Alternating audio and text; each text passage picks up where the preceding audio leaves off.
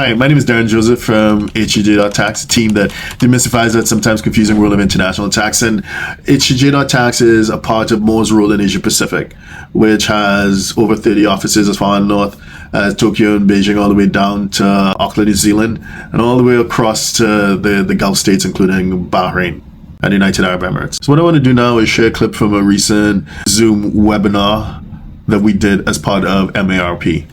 Take a look. Just some thoughts on the whole concept of a sham trust. The test for sham is basically you have to show that the intention is different to what's on paper. So to your point about following the processes in the particular offshore jurisdiction, yes, but you have to, I think the rule of thumb is always write emails or WhatsApps or text messages as if you're going to be cross-examined on them 5 years down the road. Yeah.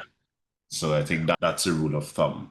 And you have to be very careful, in particular, the way that you structure your trust deed. You may want to invest money in a professional trustee as opposed to the settlor trying to retain or reserve some powers to him or herself, or at least try to put a corporate structure as the trustee, and the settlor could maybe be on the board somewhere hidden away, but you have to have proper documentation. So I think the simple point there is to avoid the sham point, ensure that the processes at the incorporation level and at the registration level are transparent and that they work hand in hand. You have to be able to show that no improper pressure is being placed on the trustee or is being placed on the protector, and that the beneficiaries, their particular rights are respected. So maybe even if a beneficiary pops up and says, oh, hey, I've run out of money this month. Yes, it could be annoying, but document that. And even if the answer is no, you still have to be able to show you're working. Just like, not to go too off topic, but the concept of new maths. So the way that I learned math 20 years ago is now different to how they teach math in primary and secondary school.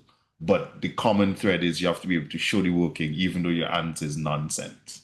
So once you have these structures in which to show your working, you should be able to avoid any sham arguments, and especially where you have second and third generation beneficiaries, and they all want to essentially give away money to so for example, I've seen maybe over the past 2 or 3 months, things like giving money to Sudan, giving money to Palestine Action, etc. Causes that are very popular at the moment.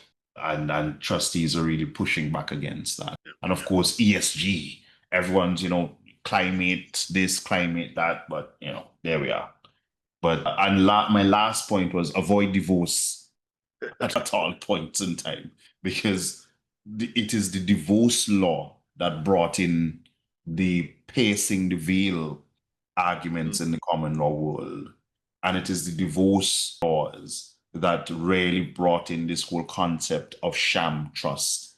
And from divorce, it goes over into tax. So avoid divorce at all costs. And I think that's my breakfast warning to everyone.